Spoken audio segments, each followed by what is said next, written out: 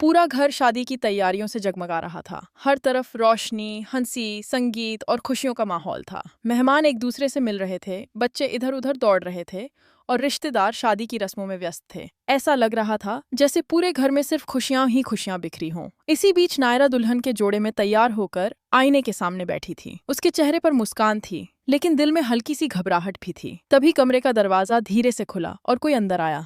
उसने मुस्कुराते हुए कहा, कितनी सुंदर लग रही हो तुम। मैंने सोचा शादी शुरू होने से पहले एक बार तुम्हें देख लूं।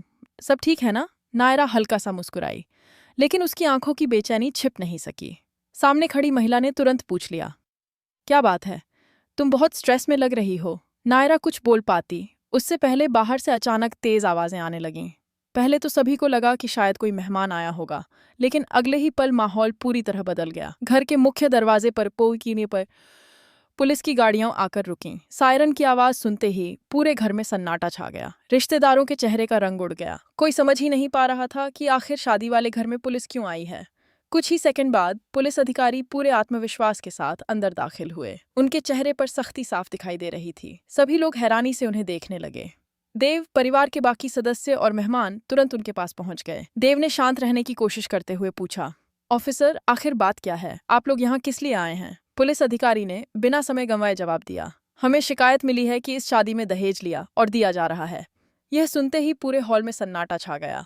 किसी को अपने कानों पर विश्वास नहीं हो रहा था। कुछ पल पहले जहां हंसी खुशी का माहौल था, वहां अब सिर्फ डर और बेचैनी थी। नायरा भी कमरे से बाहर निकलकर यह सब देखने लगी। उसने जैसे ही पुलिस की बात सुनी, उसके पैरों तले जमीन खिसक गई। उसने घबराकर कहा, नहीं, यह कैसे हो सकता है? जरूर कोई गलतफहमी हुई है। टंडन परिवार ऐसा कभी नहीं कर सकता। उन्होंने हमेशा मुझे अपनी बेटी की तरह माना है। नायरा की बात सुनकर कई रिश्तेदारों ने भी उसका समर्थन किया।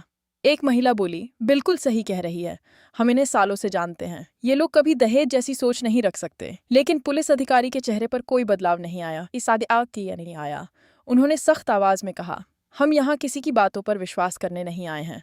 हम सबूत लेकर आए हैं। अगर शिकायत झूठी होती तो पुलिस यहाँ कदम भी नहीं रखती। यह सुनते ही सभी लोग एक दूसरे का चेहरा देखने लगे। अब तक जो लोग इसे गलतफहमी समझ रहे थे, उनके मन में भी डर पैदा होने लगा। आखिर ऐसा कौन सा सबूत था जिसने पुलिस को सीधे शादी के मंडप तक पहुंचा दिया? तभी पुलिस अधिकारी ने अपने साथ आए एक कर्मचारी को इशारा किया। उसने तुरंत एक टैबलेट निकाला और उसमें एक वीडियो चलाया। वीडियो शुरू होते ही पूरे हॉल की निगाहें स्क्रीन पर टिक गईं। वीडियो में साफ दिखाई दे रहा था कि नायरा के नाम पर नियो पल्स हॉस्पिटल में एक चैरिटी विंग खोलने की बात हो रही है।